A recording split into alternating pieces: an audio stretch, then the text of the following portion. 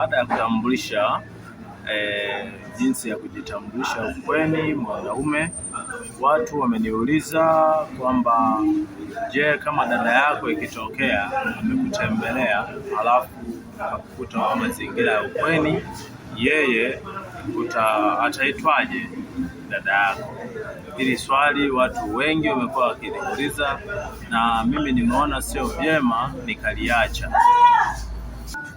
Ikiwa mimi nimeitwa Mwana Joy au Mwana Rozi au Mwana Kang'wa, dada yangu akija yeye ataitwa Mwana Kang'wa wa Bakima.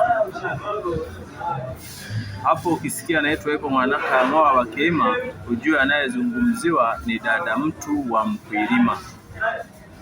Kama unapenda masomo haya, like, ila usisahau kusubscribe. Asante sana. Usikose somo linalofuata, jinsi ya kujitambulisha ukweni binti wa kike. Asante.